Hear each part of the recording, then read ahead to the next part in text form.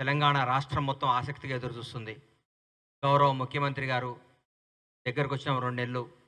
ఈ 2 నెలల్లో ముఖ్యమంత్రి గారు చేసిన అద్భుతమైన పరిపాలన, తెలంగాణ ప్రజల హృదయాలు దోచుకున్న తీరు, తెలంగాణలో ఈ సస్యశ్యామలమైన ఈ పరిపాలనలో అంతా సంతోషంగా ఉన్నారు.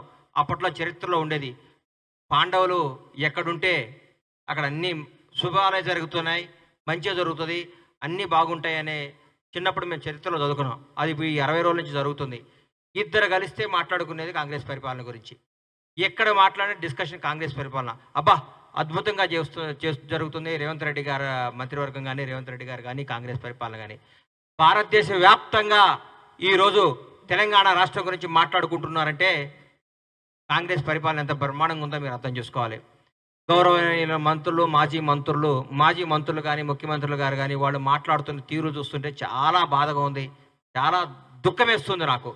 నిన్న గౌరవ ముఖ్యమంత్రి గారు, పెద్దలు కేసీఆర్ గారు, మీరెవరు ముఖ్యమంత్రి గారిని కలవద్దు అంటున్నారు.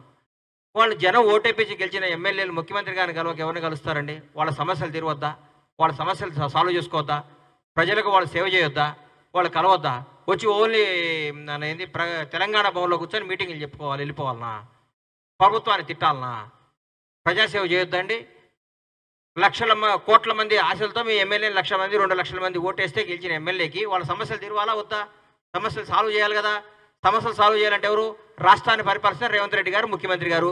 గౌరవ ముఖ్యమంత్రి గారిని కలిసి, అయ్యా మా గజ్వేల్లో ఈ సమస్య ఉంది, మా సిద్దిపేటలో ఈ సమస్య ఉంది, మా సిరిసిల్లలో ఈ సమస్య ఉంది, మీకు చేస్తే మమ్మల్ని నమ్మించిన ఓటర్కు న్యాయం చేసినట్టుంటుందని మా అప్లికేషన్ చేసుకోవాలి. ఎవరు చెప్పాలి?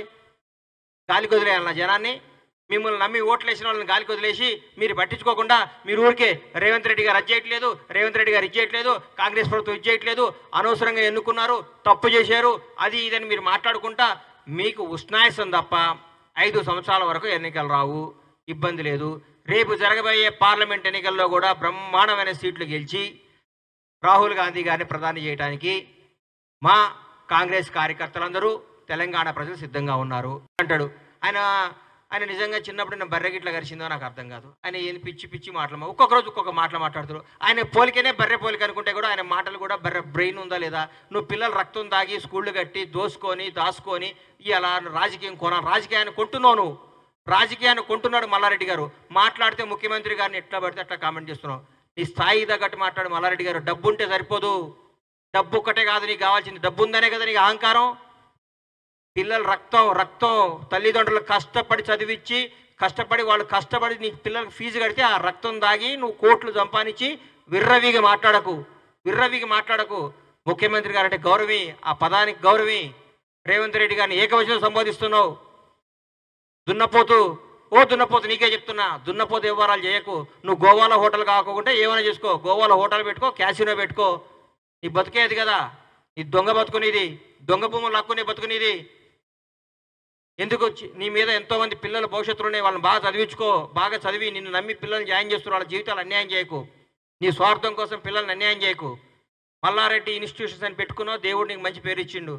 నీ మల్లారెడ్డి కాదు, మీ నాన్న మల్లారెడ్డి, మీ తాత మల్లారెడ్డి, ఇంకో మల్లారెడ్డి వచ్చినా ఈరోజు కాంగ్రెస్ ప్రభుత్వాన్ని ఏం చేయలేరు, రేవంత్ రెడ్డి గారిని ముట్టుకోలేరు.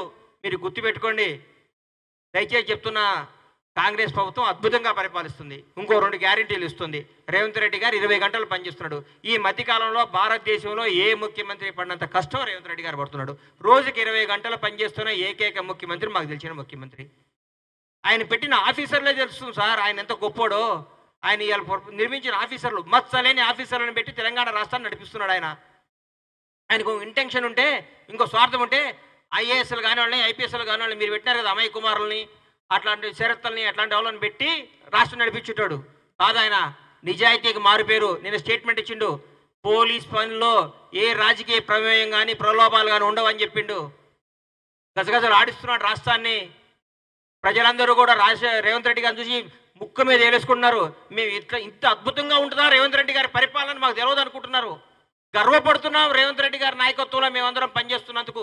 కాంగ్రెస్ కార్యకర్తగా గర్వపడుతున్నాం మేము ఈ రోజంతా. ఎక్కడ పోతుందండి మీరు? ఎందుకు మాట్లాడుతున్నారు? ఈరోజు చెప్తున్నా, బీఆర్ఎస్ పార్టీ అనేది నిజంగా ఇక లేదు, రాబోదు కూడా. ఎందుకంటే జరగబోయేది కాంగ్రెస్ వర్సెస్ బీజేపీ పోటీ ఉంటుంది. మిమ్మల్ని మర్చిపోయాం, మీ శకం ముగిసిపోయింది. ఎందుకు ఎట్లా పడితే అట్లా